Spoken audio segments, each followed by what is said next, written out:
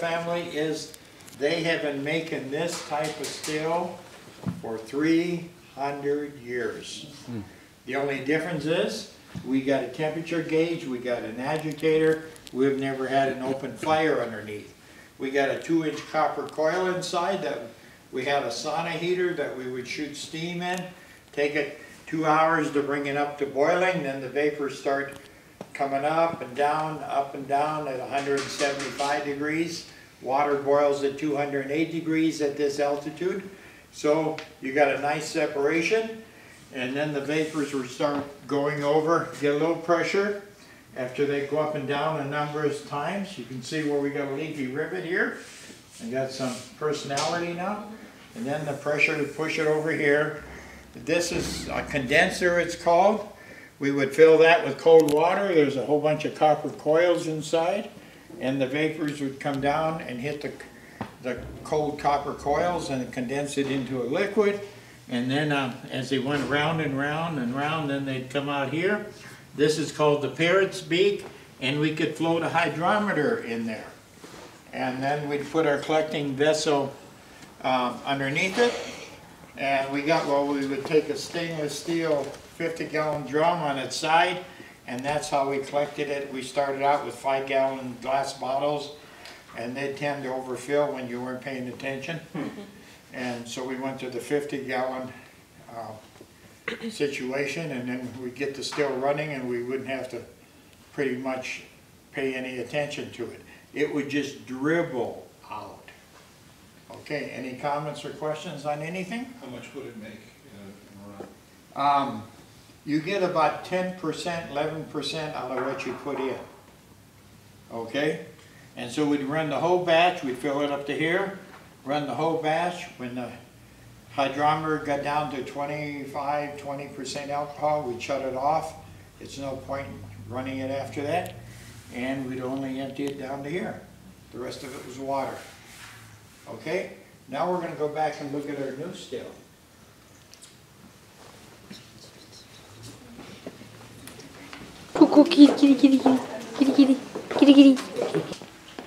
When you have bags of grain, you have night visitors.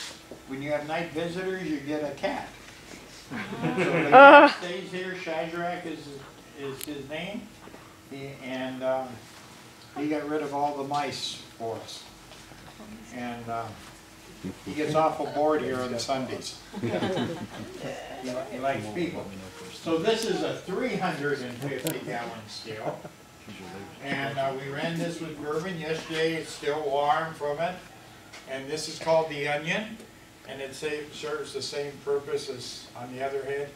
The vapors would heat up, go up to a loose pressure, fall down, reboil, up, down, up, down. And we got a big boiler in the room back there, and way bigger than what we need for this still. And that we got our steam pipes coming across and shoot the steam in.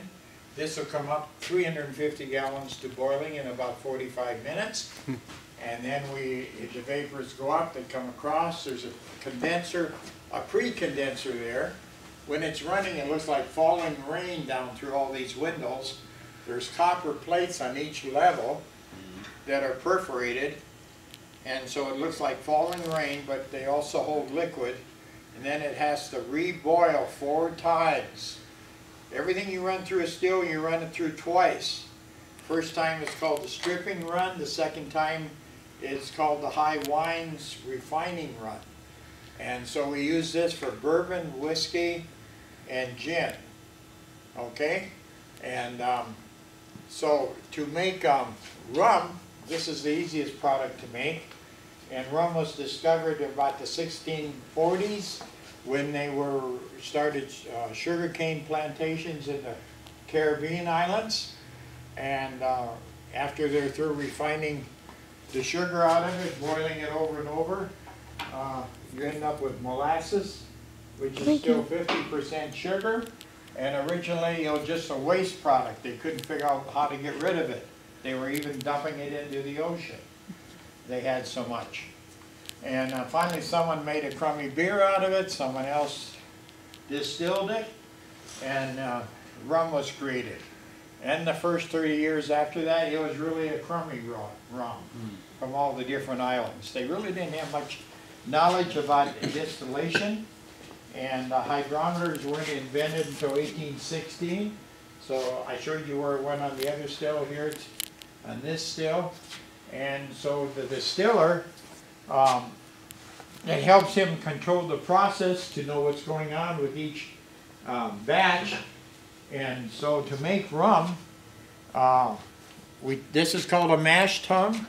It's a food cooker, and we put about 300 gallons of water in that, and then we put in 50 or 70 gallons of molasses. I'm not quite sure on exactly.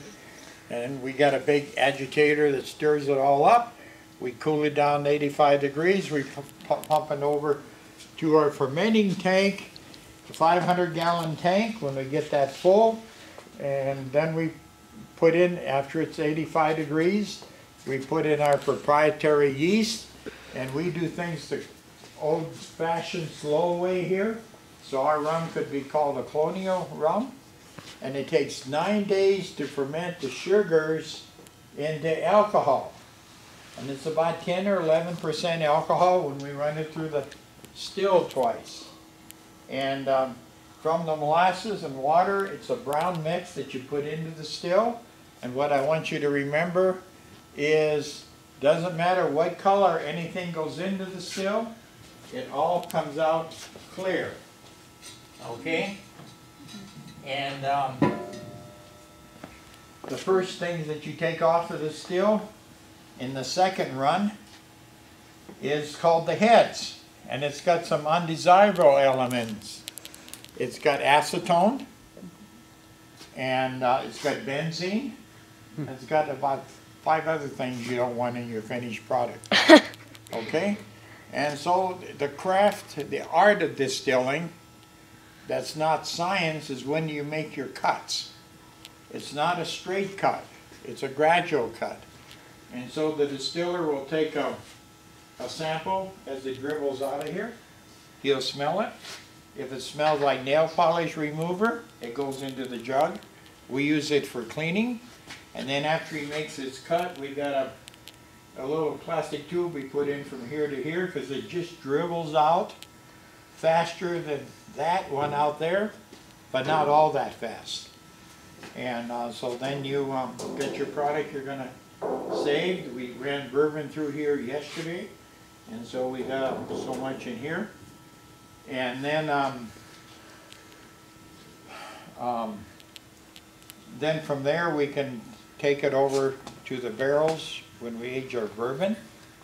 And when we first started, the first year, we got 180 gallons of unsaleable red wine. It had oxidized, and so we got it super cheap. And I was just amazed. I'm learning about the industry. Red wine goes into the still. Clear brandy comes out of the still. Brand new. And for use it for 3 years, is that what you said? For 3 years, we flew it over on it was flown over on a cargo plane from Spain. And at first he was going to sell it, and now he's going to keep it for a museum piece. It's right here. This is what we use. And is it corn or? and here's our corn. Okay. And did you know Congress makes good rules? Did you know that? No. Yeah?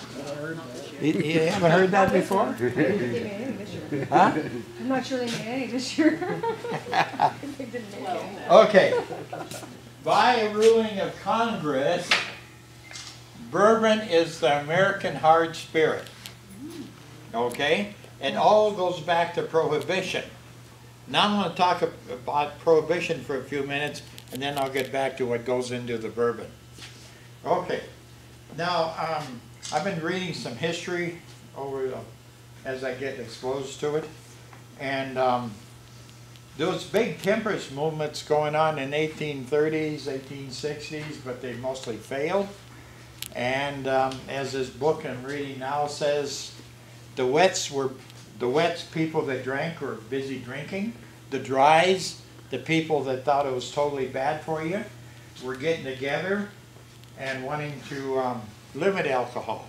And they finally got successful in 1922, I think it was. And they got their congressmen to make the laws of prohibition.